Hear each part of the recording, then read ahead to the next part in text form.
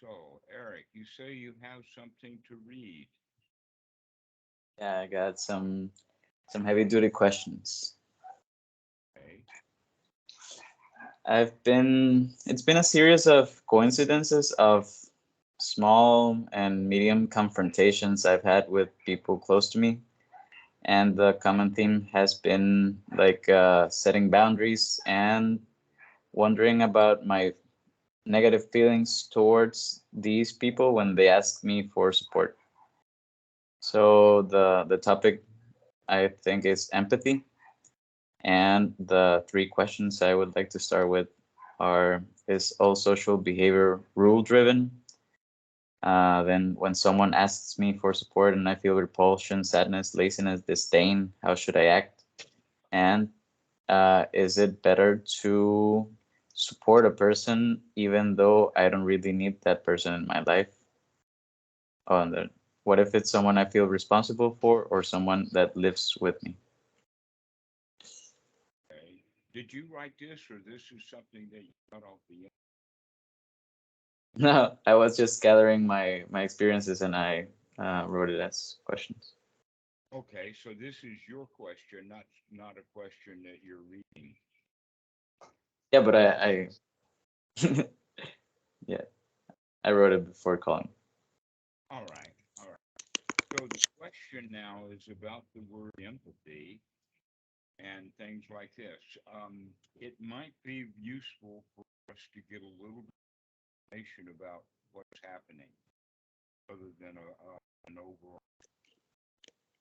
Oh, You're uh, cutting off a bit.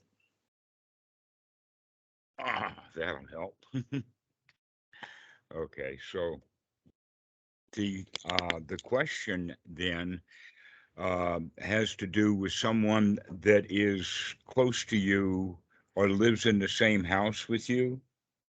Yeah, it's been three people this week, so it's been a common theme. Oh, so this is three different people who have come to you wanting stuff. I see. What kind of stuff are they wanting? Should I tell you the specific cases? It, uh, yeah, one liner for each one. Yeah. Just a one Well, liner.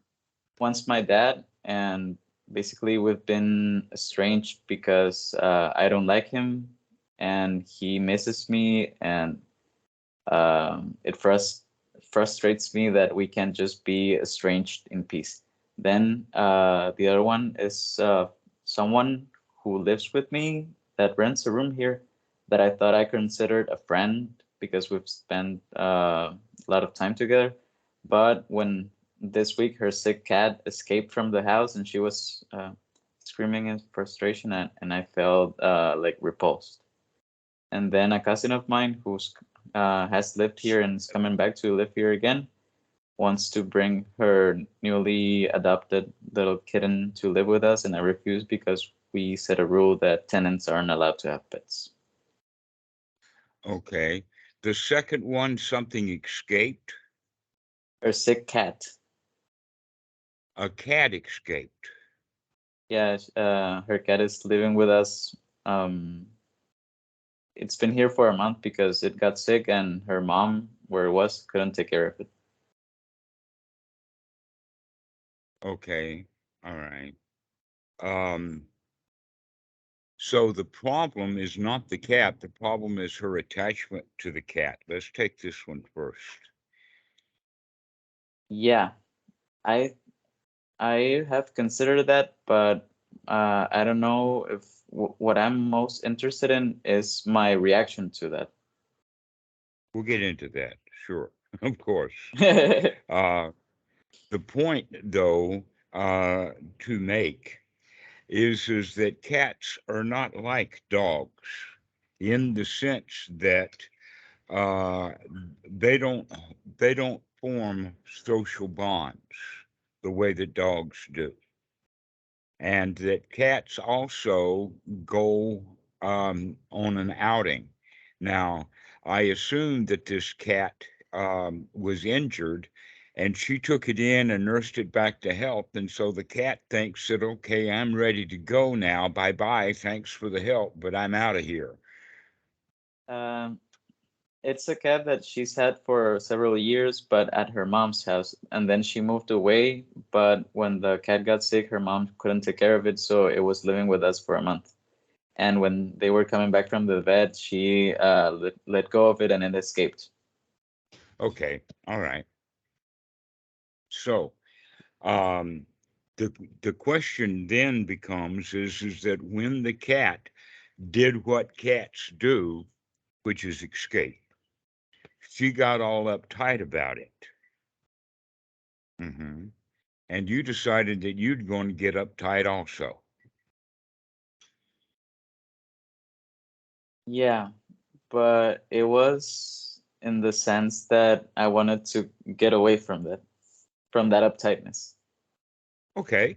So could you, I mean, you've got a room, you can close the door. Yeah, I Yeah. did. So problem solved. Yeah, on that part. And she will get over the cat. Hmm. No, Hmm. it came back. It, yeah, It came back. Well, cats do that too. yeah. And so her frustration and uptightness, etc., for the cat having gone was wasted effort. Yeah. She could have waited 3 days, and when the cat didn't come back, then she could have been uptight and upset. But she wouldn't give the cat a chance to have any freedom. I get you. Hmm. In other words, she had the idea that she owned the cat, and the cat has to do what she wants the cat to do. This Yeah, I cat mean, is mine. yeah, How dare my cat leave without my permission? yeah. Hmm. What I was worried about is that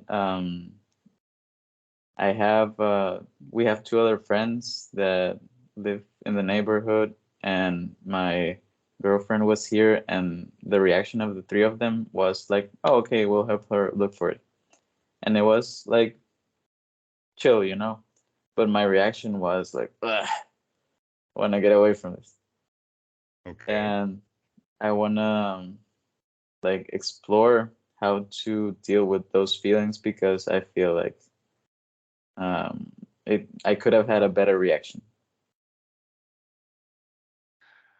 Well, how did you react to them is not the issue, but how you reacted on the inside. Because I assumed that you didn't give them a bunch of grief because they were already in a bunch of grief.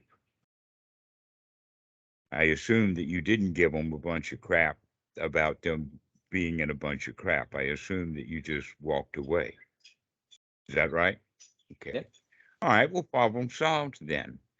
Now all you have to do is start Samanapanasati and start having some wholesome thoughts Yeah. and forget all about the cat. Okay. Okay. And that in fact the cat came back, so now there's no problem. Eventually you might want to point out to her that all her anguish and frustration over the cat being gone was wasted. She I could have don't want to waited do until the that. cat died. Yeah.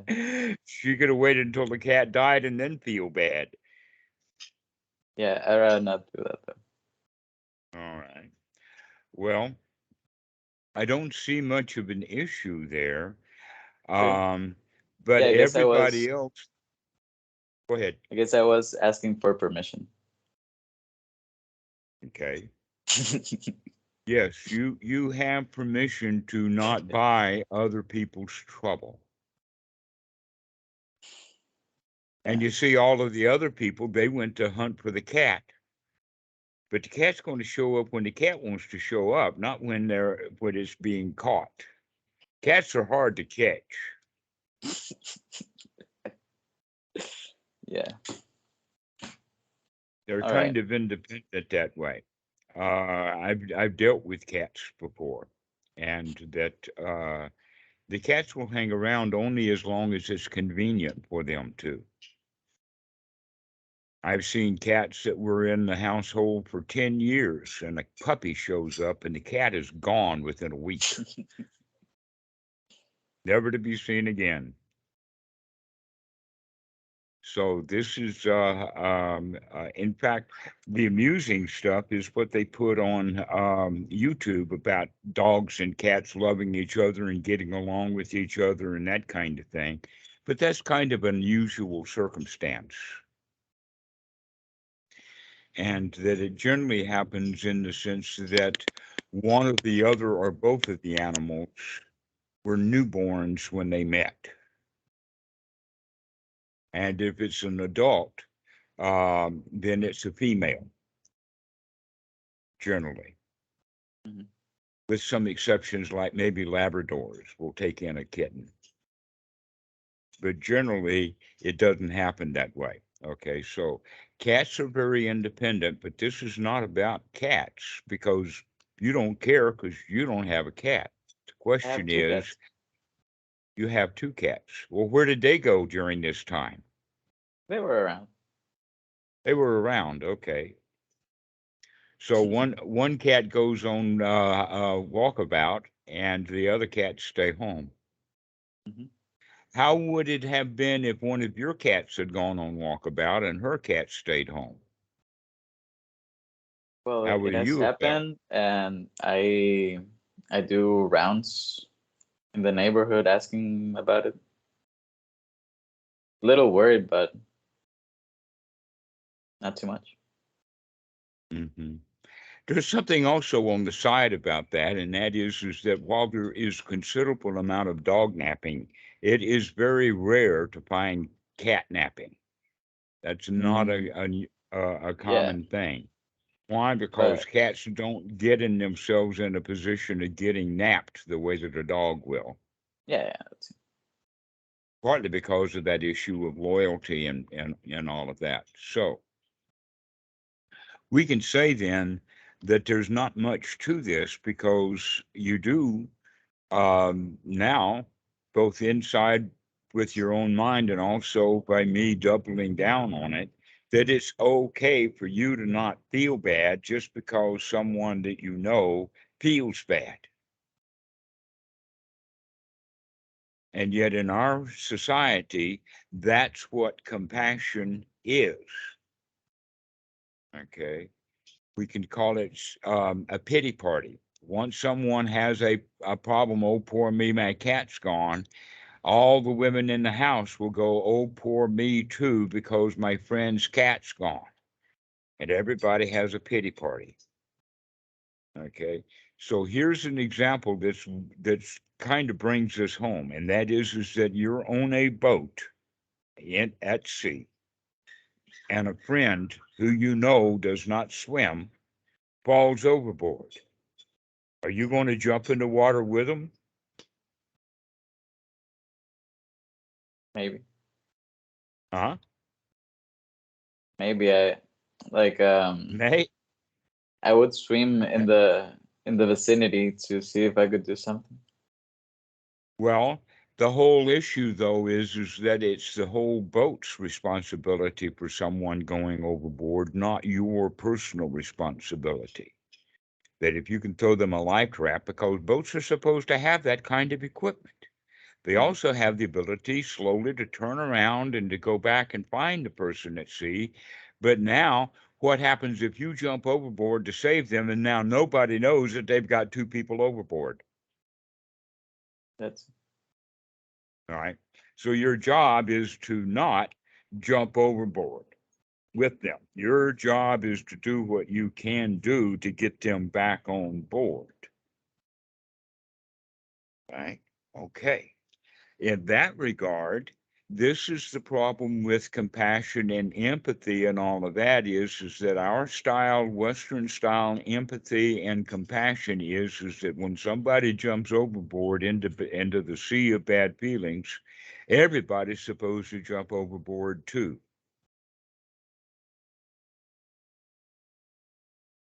And that's not the right way to do it. You should stay on board. You should stay high and dry and do what you can to bring the people who have jumped overboard back into dry, high, right? That's the whole point of compassion, that we have to understand that this is when I'm talking about this is karuna, the Pali word for karuna, which has been wrongly translated as compassion. That in fact you can hear the word compassion and see where that word comes from. The word come in this regard is a Latin phrase that means with, or a Latin particle. So with passion.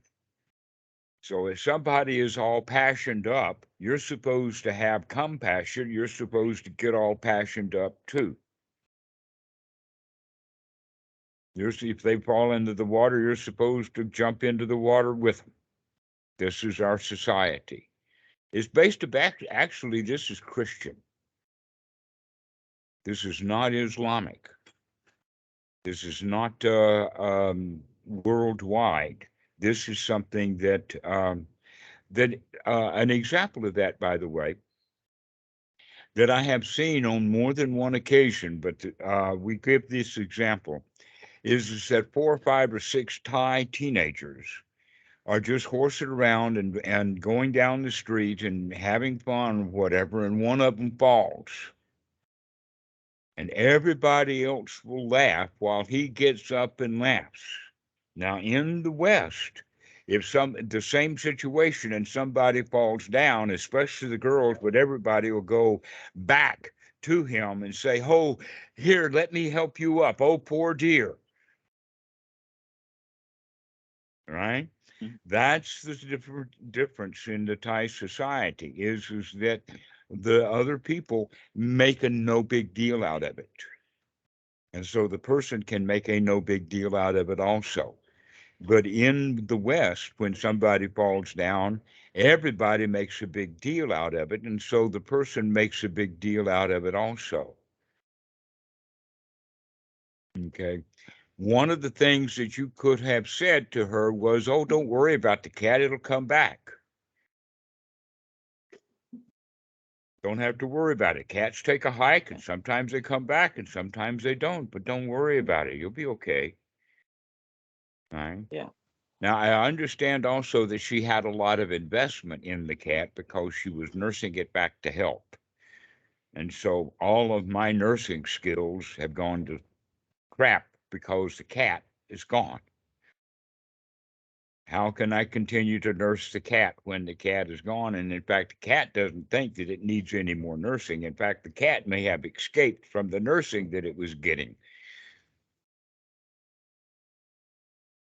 So, in this regard, we can find a new way of handling compassion. And that is by looking at the brahmaviharas from the perspective. And one of the things that we can mention offhand is that metta, karuna, mudita, and upekkha are not meditation skills or practices. They are the result of correct practice, which is not metta, not karuna, not mudita. So let's move to mudita, which is sympathetic vibrations. Okay.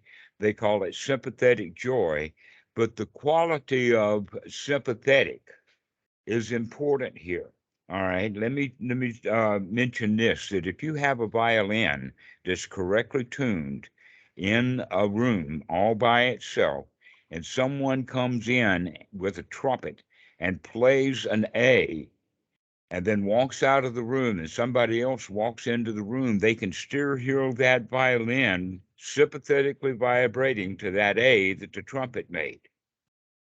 The trumpet has stopped, and the guy's left the room, but the violin is still sympathetically vibrating. Okay. This is a major, major physical and mental attribute of our physical universe, is this idea of sympathetic vibrations. And so what's happening is that when she's got the pity party going, she's vibrating pity party, and everybody else ignorantly starts to vibrate at the level that she's vibrating at. Right? This is actually, we can see this in the example. If somebody gets angry, one of the qualities of that guy is that he wants to go around and share his anger. He wants other people to be angry too. If he's angry at the bank, he wants everybody to be angry at the bank. And if he's angry at you, he wants you to be angry at him. That's just the way that we operate as human beings based upon this sympathetic vibration. Okay. The question is, are you wise enough and well skilled enough to not go around vibrating at other people's frequencies? All right. The problem though is that you have been vibrating at other people's frequencies all these years. You were taught that. Yeah. So anapanasati is learning to stop vibrating the way that we used to vibrate and start vibrating the way that we want to vibrate. Get some good vibrations. Got some good vibes. Okay. Once we have those vibrations, now with the quality of mudita, we can go share that. We can go share our joy. And that's the way to handle people who are in a pity party, is by spreading joy. If somebody's angry, don't get angry with them.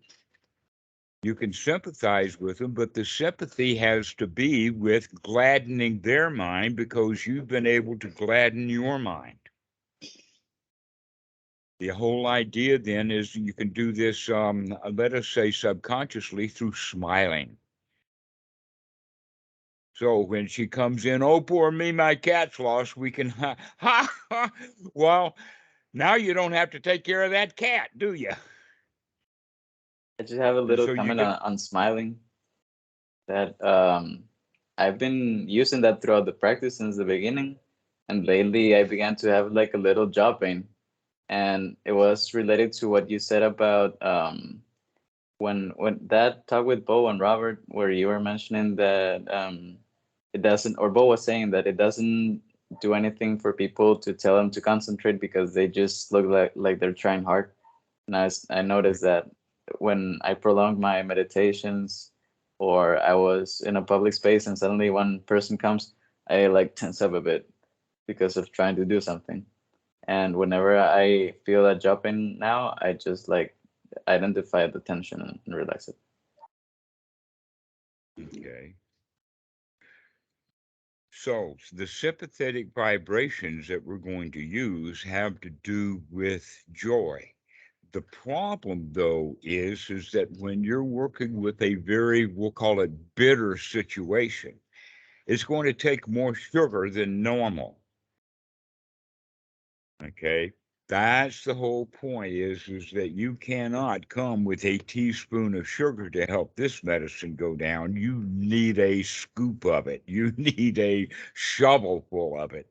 And I don't mean a hand shovel. I'm talking about a steam shovel full of sugar, so that you can keep spreading it and keep spreading it and keep your joy going. And eventually your joy will wear them down into reality, out of the poor me. So this is the way that you can handle it, if you can remember. Yeah, but also That's the sometimes question. Can you sometimes remember people to keep joy? Go ahead. sometimes people don't really wanna get out of that state and feel That's why it takes so attacked. much. That's why it takes so much joy, is because they want to stay in their pity party. She went to the other girls to have a pity party with them, and the other girls went out looking for the cat. All right. So this is common human behavior. That's right. When someone's stuck in a pity party, they really don't want to be saved. They want to justify their bad feelings. Okay.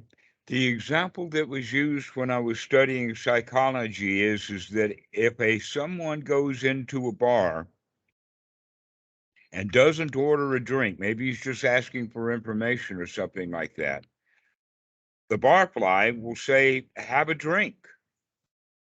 And if the guy refuses to have a drink, we're causing a problem. Why is that? Because the guys who are drinking know that it's antisocial, that there is something wrong with it, that it is dangerous. And if we can get a complete stranger to come drink with me, then that means that it's okay with him that I drink. But if he don't drink and I'm drinking, that means that he might be looking down upon me. This is exactly the whole quality that you've heard is misery loves company. And you're not going to give misery company. You're not going to jump into that ocean just because they did. If you can stay mindful, if you can remember that you do not have to join their pity party. That's the hard part. The hard part is for you to wake up and to get your joy together and to keep your joy together while you're maneuvering around their pity party. This is why it's going to take a lot of joy.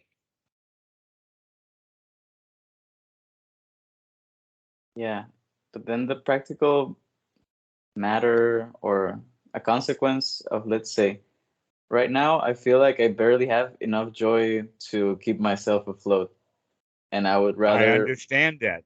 That's the whole point then is that that's the most important point is can you have the mentality to do this? And if you don't, then it is better for you to not be in that pity party. If your choice is to either be in the pity party or to leave, then the right answer is to leave.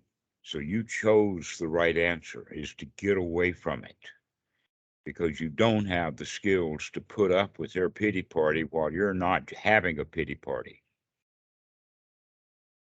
So if you walk into that bar and everybody in the bar wants you to drink with them, you're either going to stay in the bar and not drink, which is causing a problem, or you can get out of that bar.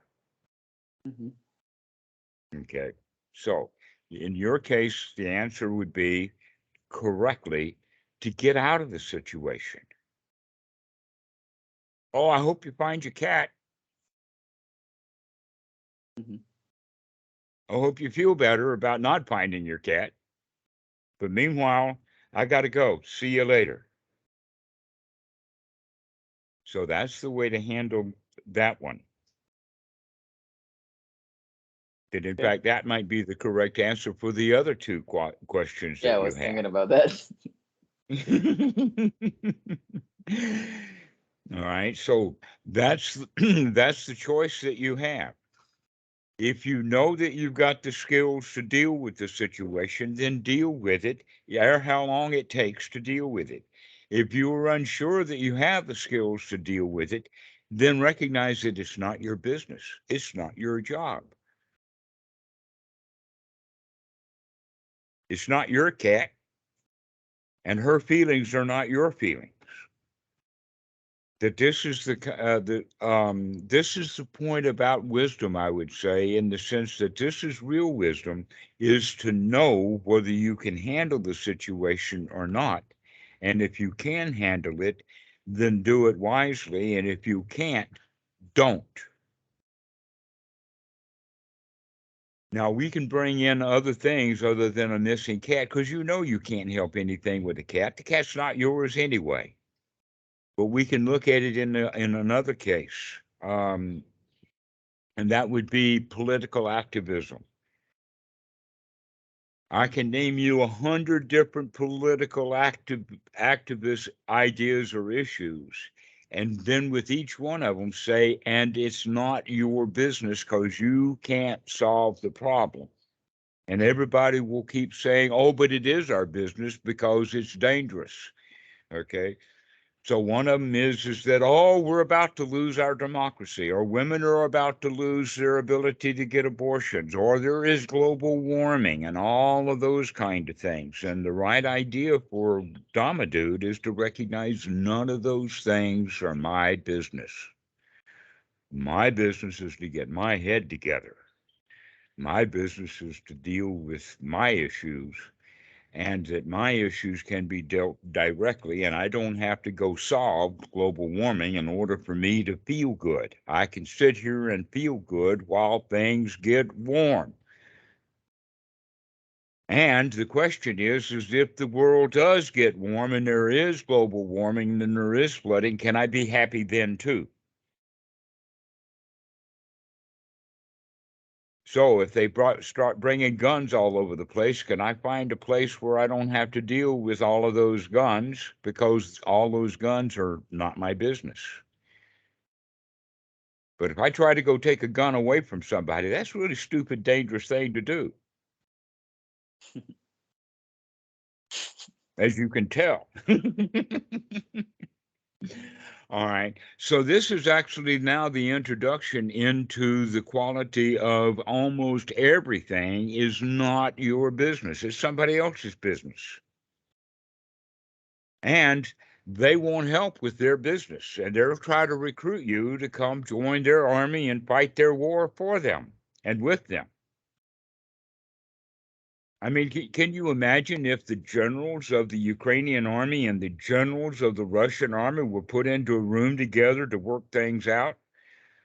Like in the old. I mean, why do you have to kill 150 children just because two old men are having an argument?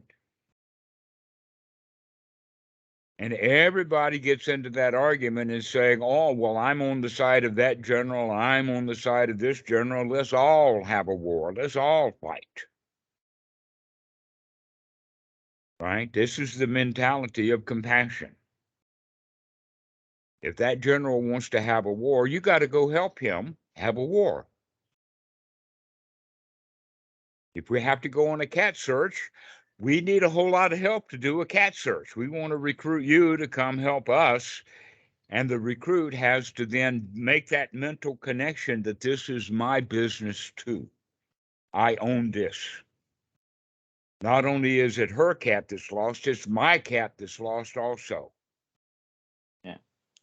And the And reality is, now that I think about it, what made my reaction more impactful to them might have been that I took it seriously. If I had just left like, oh, don't worry, it'll come back, they would just be like, oh, Eric, yeah, that's right. That's what a the, bum. but that would have been the sympathetic joy that you wanted to share. Oh, don't worry about it. The cat's going to be okay. Yeah. But I left out Okay. tense. Mm-hmm.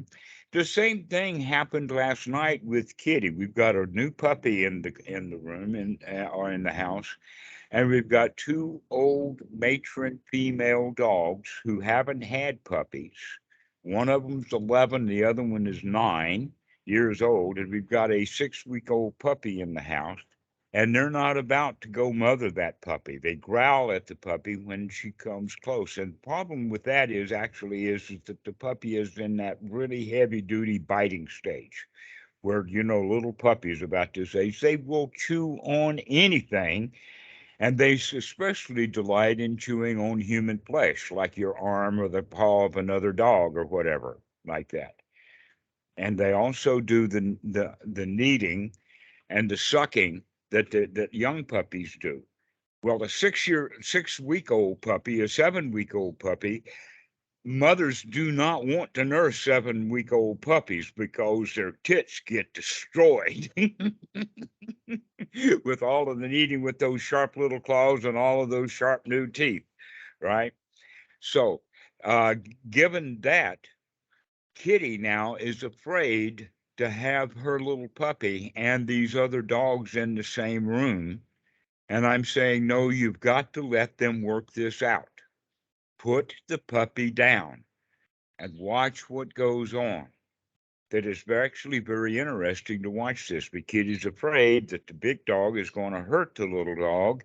And the big dogs are already making sounds of, don't come close to me.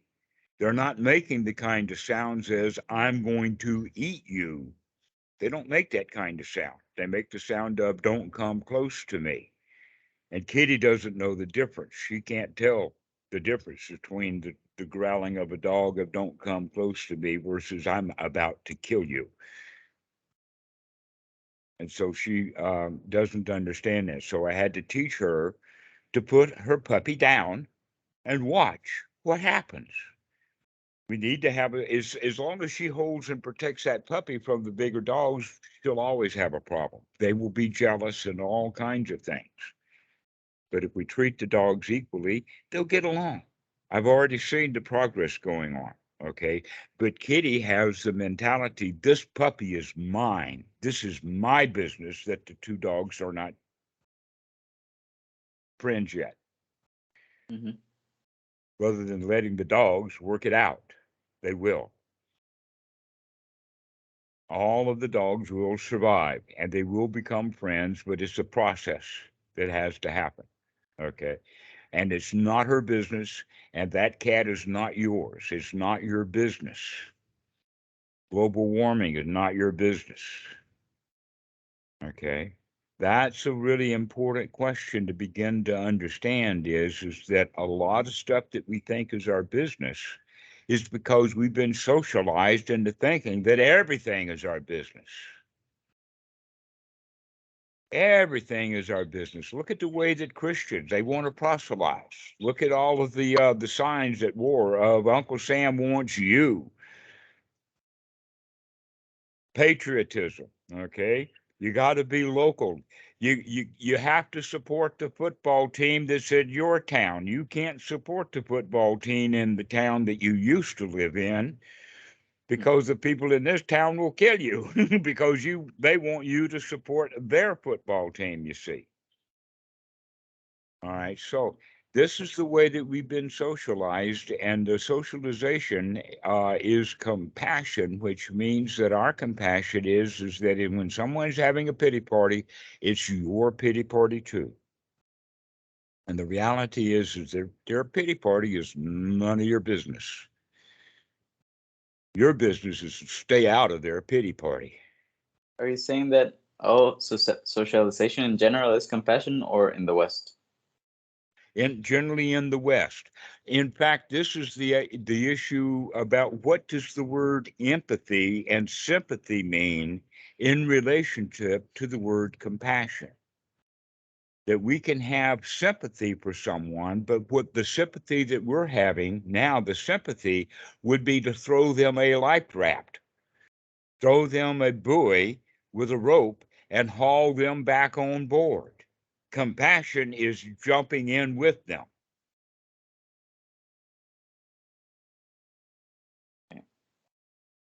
Okay. So real sympathy, real empathy is not getting wet and still helping.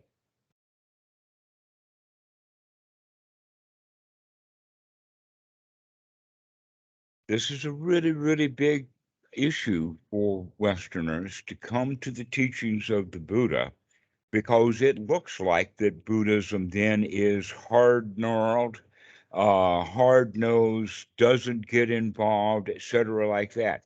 I'll give you an example about this with Achan Po. Achan Po, for years and still is, the abbot, the senior abbot of Wat Suan Mok. He's been the abbot, I think, since 1967, 69, something like that. And so he'd been the abbot all these years, and all kinds of people over the years have brought all kinds of trouble to him about the Wat. The Wat needs this, the Wat needs that, this is wrong, these people are fighting, whatever like that. And you know what his response generally is to every question that comes by? What is it? Well, he doesn't do anything. Because their problem is not his problem. Their business is not his business. And not only that, but Achan Po once told me is that why should I do anything when there's all kinds of people who will do it for them?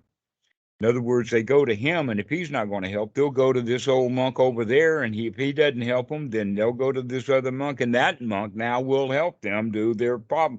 So Achan Po winds up, he doesn't have to do anything. That in fact that happened with you. She found somebody else to go help her search for the cats, and you didn't have to go. Not your business.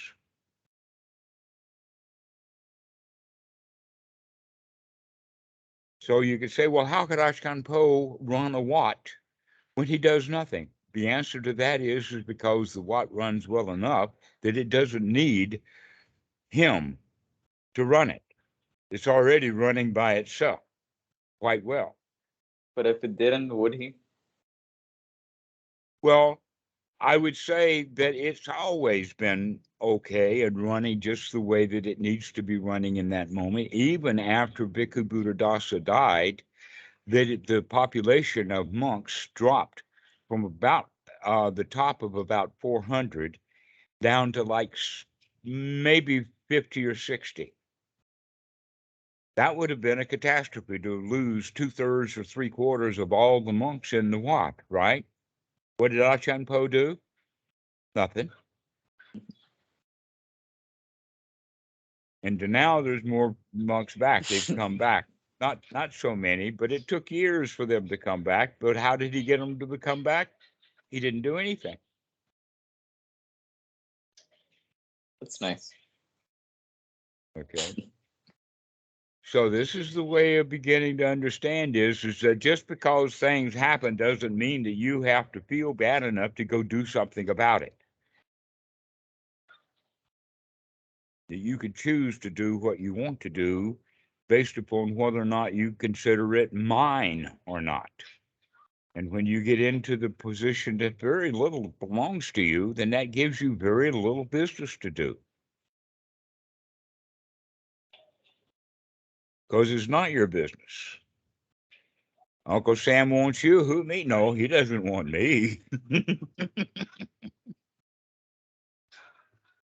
The Democrats need voters. Who, me? I'm not a voter. I don't vote. That's not my business. Politics is not my business. Cat hunting, not my business. What reform? Not my business. Okay.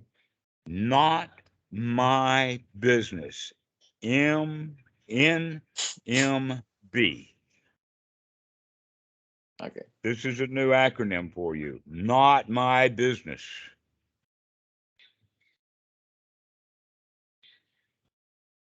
That's a hard lesson to learn, and you have to learn it on every little one of the things, one at a time. Not my business, not my business, not my business, because there's 10,000 things that you used to think is your business, and none of them are your business. So one by one as they occur, you'll have to keep repeating, not my business. But as a question, like, is it not my business? Surely not, right? Pardon? But it's better to say it as a question, like to make the investigation, even though it's a small moment, instead of writing it off as not my business without doing the investigation. I would say that not my business is the result of the investigation. Okay. To keep investigating to figure out that, yeah, for sure, it's not mine. Doesn't belong to me. Not my problem. Not my business. And so you can begin then to say, oh, this big box of stuff that is my business, let me set it down over there. And one by one, as the items occur that come out of that box into the present moment, I can make a choice. Is this my business or not? And more than likely, you'll put it back into the box because it's not your business. So one by one as they occur, make an inspection, make sure for sure, does this belong to me? Is this I, me, or mine? And we're going to keep track of the fact that there is no self. So how could anybody own anything anyway? And so that's the real investigation that we need to make is that we need to start with the premise that this stuff is not my business. And the only reason that I would consider my business is because I've got feelings about it. Yeah. Okay. Feelings And of about control. Mm-hmm. And then we begin to understand that the only thing that really is our business is this next breath, this next thought. And this next feeling, that's our business. This relates to what you said about, I connected what you said about someone being promoted at their jobs until they're not capacitated to do that final job they land in, with humanity as a whole, and being promoted from the animal kingdom to basically we thought we were like some kind of god, but really That's right. our Most job. people I know are not qualified to be human beings, but they were promoted to that anyway. Yeah. Most generals in the army, in whatever country, almost all of the generals are unqualified. They were promoted up to a level that they're incapable of managing.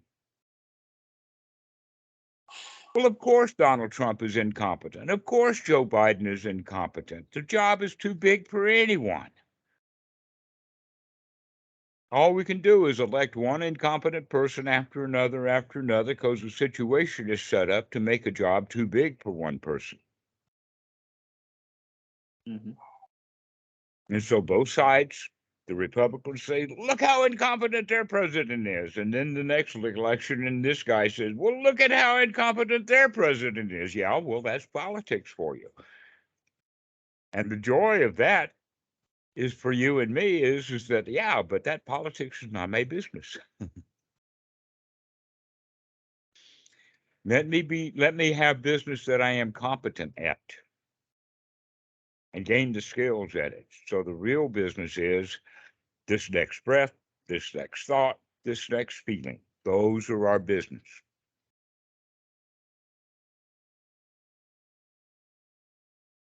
And if you can't handle other people's business by basically handling your own business. So if you cannot be joyful while she's miserable about her cat gone, then the best thing for you to do is to move away and go take care of your own business. Find some seclusion to get your mind back together again.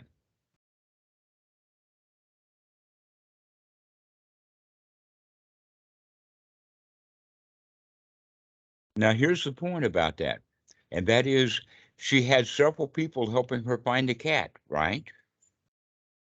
Nobody helped, really. Cat came back by itself. Nobody found the cat.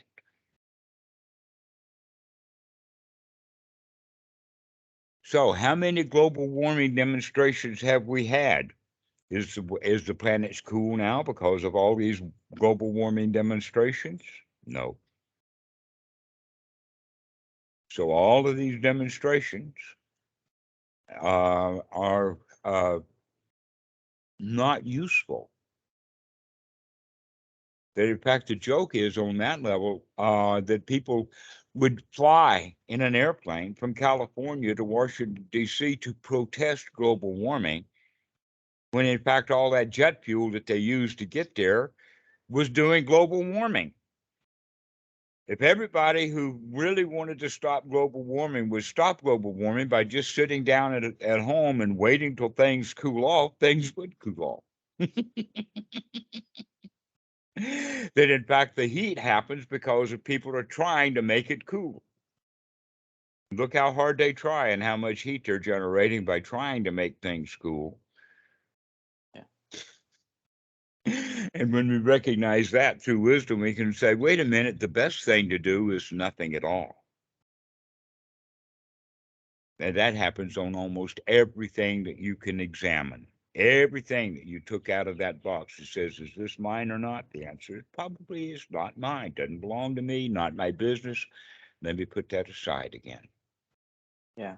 The only thing I can think of is that there is evidence that there have been major asteroid impacts to Earth, and that it would be useful to get the technology advanced up to the point that we can destroy asteroids before they Oh, do you destroy us. have do you have rocket parts all over your bedroom? Do you have the physics? Do you know how to get your rocket to hit that asteroid? I In other mean, words, those I'm glad asteroids someone's doing this stuff. already, you already have enough people who were worried about asteroids that they're doing something about it. Why should you go join their pity party? Yeah, yeah. I wasn't talking about myself. I'm glad that someone's Right. doing Right. Okay, well, let them do that job. That means that you don't have to, because there's always a bunch of people trying to solve the problem. Let them solve it. This comes to the point about, imagine that a wagon, an old-timey wagon, a horse-drawn wagon, fell off the road into the creek. And everybody in town was called to please help me get this wagon out of the creek. Okay, so 20 or 30 people show up to push this wagon out of the creek, and every one of them can only get a place to put their hand on the truck to push. And now everybody's pushing from all different directions. Are they going to be able to get that wagon out of the creek? Yeah. No, they're going to destroy the wagon, right? Because everybody's pushing in a different direction. Okay, so that's what you have in politics, is you've got two different groups of people that are all pushing from all different sides and directions to try to solve a problem, and all they're doing is destroying things. Better to let them fight it out, and we can take a hike. We could sit there and watch them, so that life becomes a spectator sport. You don't have to be the champion out on the field trying to solve every problem. So you can think of, okay, so you got asteroids, we got global warming, we got guns, we've got abortion. What other things could you not get involved with? Oh, yeah, that's right. Ukraine. Do you and I want to go sign up and go to Ukraine to fight? No, not my problem.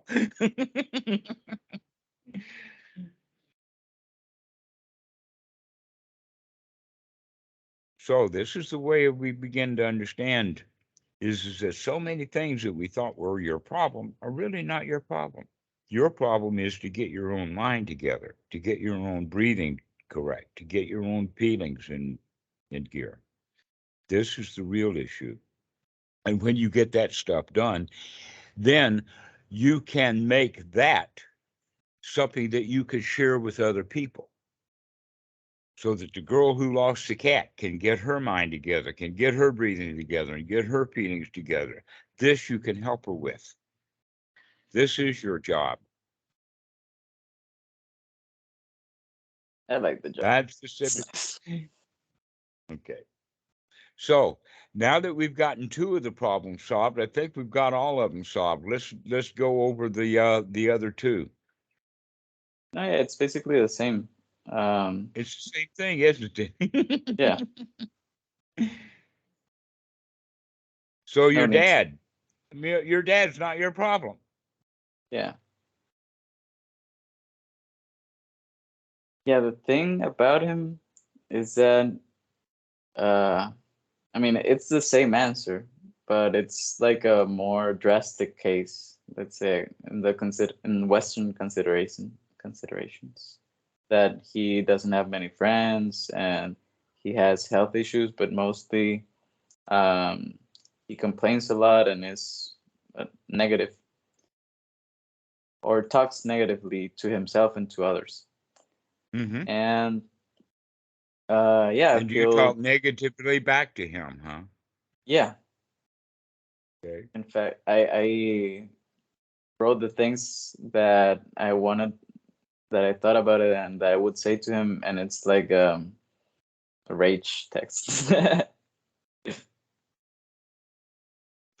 All right. So the way that you can handle that then is to recognize that the only thing that you can do for your dad is to give him something that is actually your business, and that is joy.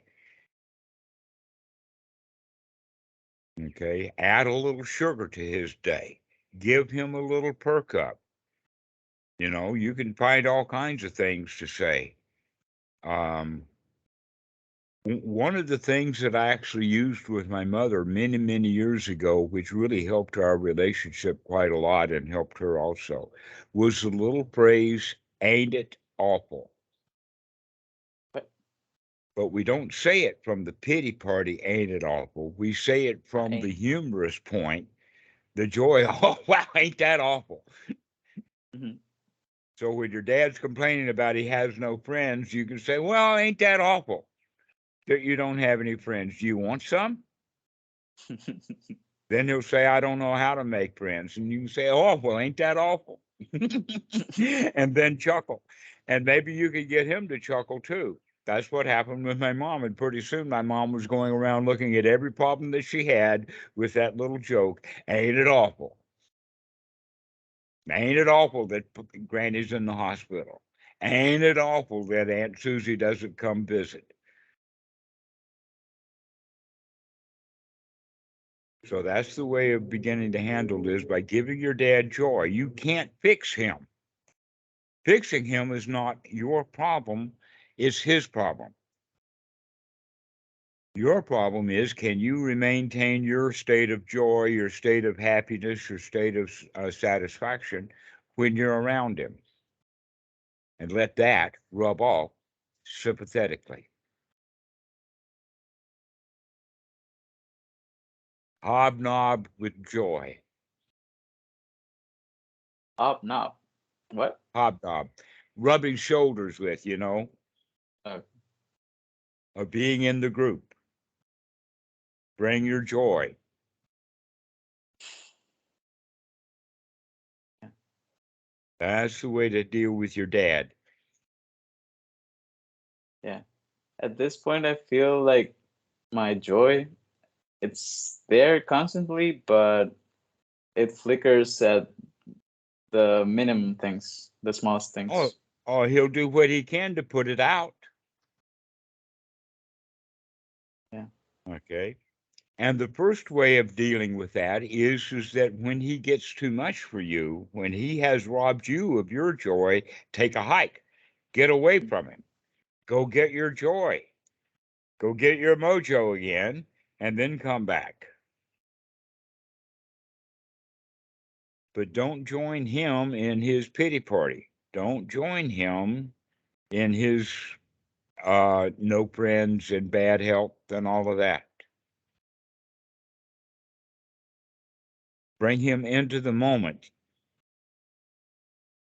Get him to look at a flower. Yeah.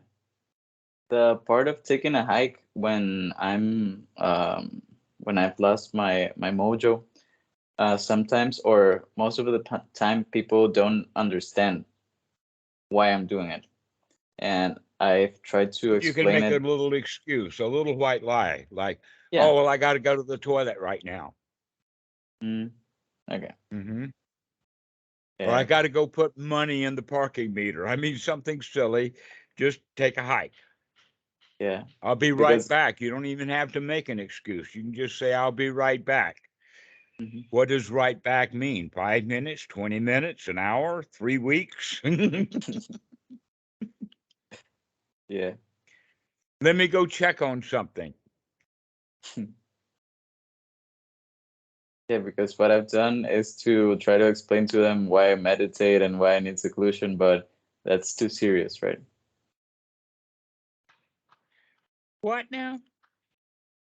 What I've done when I feel like taking a hike is later explained to them, because people get offended when I just leave, and I tend to leave like cramped up or seriously. So then I try to explain that I meditate and stuff, but then people are like, "What? Yeah, What yeah. you?" Don't try to make those kind of excuses. No, that's you can say instead is, oh, well, I was feeling a little down for a moment, and so I had to go get my mojo.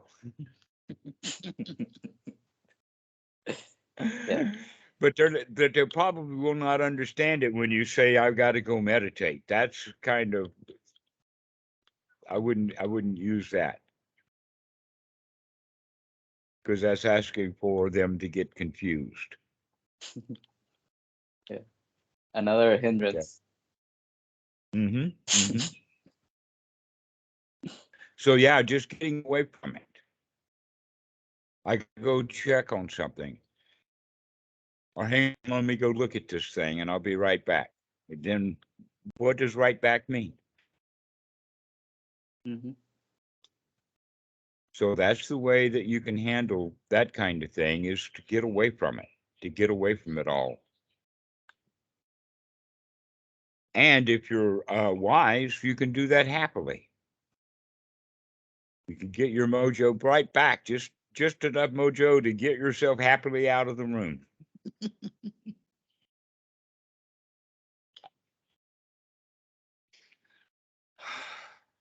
Or you can just take a deep breath right in front of them. With the thought, hey, I can handle this. Let me just give myself a moment. I'll get my mojo back. Because after you develop the skill, it doesn't take long.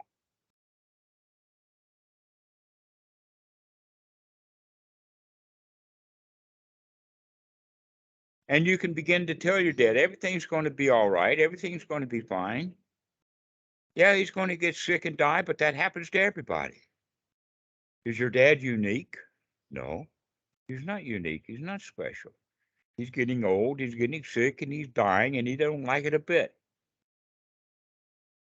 You're going to get old. You're going to get sick, and you're going to die. And right now it's so far away that it doesn't bother you, but when it gets close, it might. So it's better to be ready for it when it's still far away. So you can actually use your dad as, let us say, a teacher of what happens to people when they get old and they get sick and they don't know how to do it.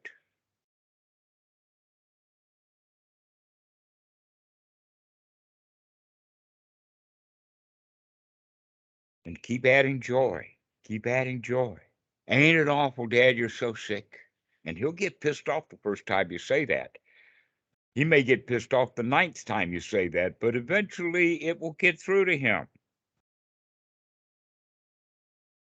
that you're teasing him, that you're lightening him up. And then it will become effective. That's why I say in this case, a teaspoon full of sugar is all you have to get down, but you can't start with a teaspoon of sugar because he's going to knock that out of your hand 1,000 times, or maybe 10 or 15 times. So you need quite a lot of sugar. It's going to be all over the place with just a little of it getting in. I don't think that it would be like he gets happy when we're together, but what makes it difficult for me is that I feel he's too clingy, and that I feel like threatened in a way, like my freedom or my integrity. Well, one of the ways you can handle that is by recognizing that you're actually quite grateful for your dad, because without him, you wouldn't be alive. That he gave you life. And so you could be grateful to him for that. Wow, Dad, I'm really glad that you're there. Without you, what would I ever come to? And so you can start giving him gratitude. You can thank him for being a good dad to you. And when you say, oh, but he wasn't a good dad to me, that's your hindrance. That's your unwholesome thought. Throw that thought out and go find what dad did for you that is worthwhile, that is worth thanking him for, and then go thank him for that instead of grumbling about all the bad stuff that he has done. No, go find something good that he has done and then thank him for it. Knit a sweater with it. Pardon? Knit a sweater with it. Mm-hmm. So you said that you had 3 things. We've talked about cat. We've talked about dad. What's the third one? Another cat. Pardon? Another cat. Another cat. All right. What's the story on this cat? 2 cousins are coming to live here, and they found an abandoned kitten. But I don't allow pets here, and she really wanted to bring it here, and she cried, and I was a bit swayed, but then by talking to it with my mom, we decided that could be mostly a tantrum, and that we would abide by our rule of not allowing pets. Okay. So, basically, the house is your mom's house, right? Yeah. Okay. So it's her rule, and you're just going along with her. Yeah. That if it were your house and your mom was nowhere around, you'd probably let the people have the cat. But you respect your mom for her position, right? Which means you're free. This is not your business. Okay. This is an issue between your mom and her house and those people who want to have a cat. And all you could do is just convey that. And you can convey that happily. Oh, well, mom doesn't like kittens here. I'm sure that we can find a good home. Maybe the girl who lost her cat, no, she's found it again, so that doesn't work. Yeah. Okay. So all three checked. None of my business None of your business. for now. NMB. Not my business. Your dad's bad feelings, not your business. Missing cats, not your business. Mom's house rules, not your business. And look how free and easy your life can be when things are just not your business anymore. Yeah.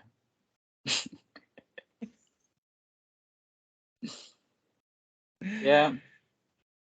Not many problems really. Yeah, there's no real problems. Every problem that we ever had is because we thought something was our business.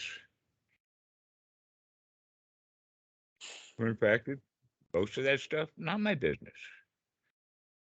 A whole lot of people think it's their business, and a whole lot of people want help with their business, but you don't have to own it. You don't have to buy it.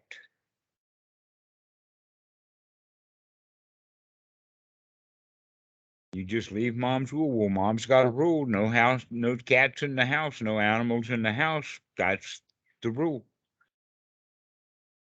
If you have problems with that, go talk to mom. Not my business.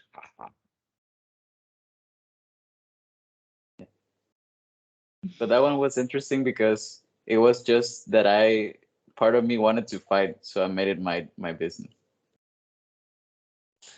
Wisdom is to recognize when you're making things your business that really are not your business.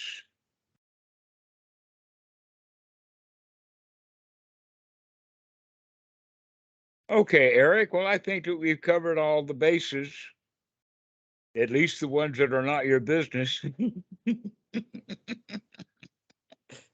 Yeah. All right.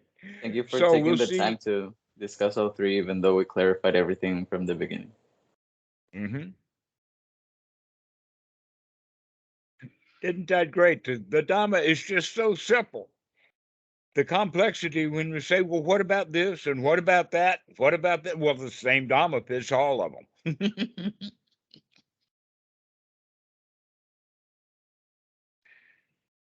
But each situation has its particularities, and like it requires skill to work through every particular thing. Mm-hmm. And I was just Right. being lazy and let you do all the work. I haven't done any work at all. It's not what your problems are, not my business. Nice. Okay, Eric. Well, we'll see you later. Yeah, Go thank have you. fun with your dad. Go have fun with your friends that have a kitten. Go have fun with your mom. All of that strife and troubles and problems are not your business. See ya. Bye. Okay. See you later.